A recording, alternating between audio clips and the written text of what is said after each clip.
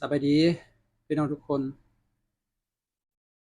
ทรงเรือสัญญาบรีปีนี้อาจจะคึกคืนม่วนซื่นที่สุดเลยเพราะว่าเพิ่นได้เปิดกว้างเพิ่นแจ้งการเปิดกว้างอย่างเป็นทางการแล้วเนาะในวันที่17เดือนเก้า2025นี้แจ้งการจาก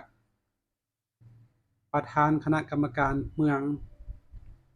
ของสิงห์บุรีเพิ่นแจ้งการให้10เมือง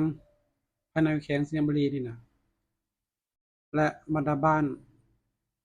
นักธุรกิจผู้ประกอบการหรือว่า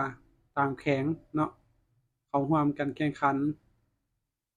เรือประเภท15สีพายในวันที่6เดือน10 2025นี้ที่เมืองสิงห์บุรีจะจัดขึ้นเพิ่นแจ้งการนี้เนาะเมืองแต่ละเมืองอยู่ภายในสิงห์บุรีนี่นะแขวงสิงห์บุรีต้องมีเรือ1ลำเข้าร่วมกันแข่งขันส่วนบรรดาบ้านนักธุรกิจหรือผู้ประกอบการภายในแขวงและต่างแขวงสามารถนำเอาเรือเข้ามาแข่งขันได้บ่อั้นเลยพี่น้องรับได้หมดเลยเนาะ ถือว่าเป็นการแข่งขันชิงขันรางวัลของทานเจ้าแขวงสิงห์บุรีเทื่อนี้เนาะ แต่เพิ่นจะเน้นเรือที่เข้าการแข่งขันเทื่อนี้จะเป็นเรือหัวแง่มให้พี่น้องเข้าใจว่าเรือหัวแง่มกับเรือประเพณีของชาวสิงห์บุรีนี่บ่คือกันเด้อเรือประเพณีของชาวสิงห์บุรีนี่จะเป็นเรือที่มีหัวเป็นรูปหงส์ส่วนใหญ่แต่จะมีรูปไก่หรือว่ารูปนาค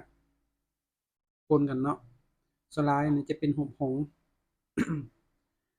ส่วนเรือที่เพิ่นประกาศเปิดรับร่วมการแข่งขันใน15สิพายนี่จะเป็นเรือหัวแง่มเป็นเรือทั่วไปเนาะพี่น้องเนาะเรือที่จะเข้ามาแข่งขันนี่ต้องลงทะเบียนนี่ลำหนึ่ง3ล้านกีบ3ล้านกีบพี่น้อง แล้วก็ต้องเป็นสีพายคนลาวทั้งหมดเลยเนาะสีพายคนลาวล้วนๆถ้าว่ามีคนต่างประเทศนี่เพิ่นจะบ่รับเข้าใจบ่พี่น้องถ้าว่ามีคนต่างประเทศนี่เพิ่นจะบ่รับให้เข้าร่วมการแข่งขันเนาะ การแข่งขันเทื่อนี้ประเภทหนึ่งจะได้รับรางวัลอ่ขันเงิน1หน่วยพร้อมเงินสด15ล้านกีบรางวัลที่2ประเภทที่2อันดับ2นี่แม่นรับเงินสด12ล้านกีบส่วนอันดับที่3นี่แม่นได้รับเงินสด10ล้านกีบอืมอาจว่าจะม่วนพอสมควรพี่น้องปีนี้เนาะการแข่งขันจะจัดขึ้นในวันที่6ก่อนมื้อออกพรรษาเริ่มแต่เวลา8:30นเป็นต้นไปถึงว่าหมดมื้อเลยพี่น้องจากนั้นวันที่7เป็นมื้อออกพรรษาจะมีการแข่งขันเอิ้นว่าบุญทรงเรือประเพณีของชาวสิงห์บุรีวันที่7นี้จะแม่นแข่งขันประเภทอ่าเรือประเพณียิงเนาะส่วนวันที่8จะแม่นการแข่งขันเรือประเพณีทราย3มื้อพี่น้อง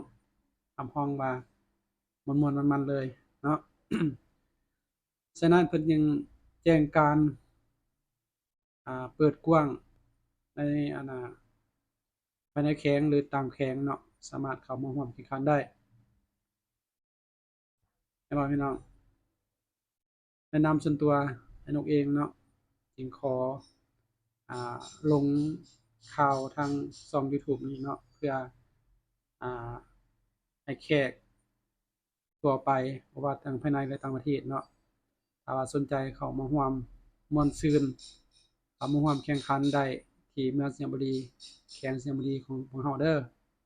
เอาผู้ใดเข้ามารับชมก็อย่าลืมกดไลค์กดแชร์กดแจ้งเตือนในช่องไอ้นกพาชมนี่เนาะเพื่อจะมีเนื้อหาใหม่ๆเข้ามาให้พี่น้องรับชมเต็ม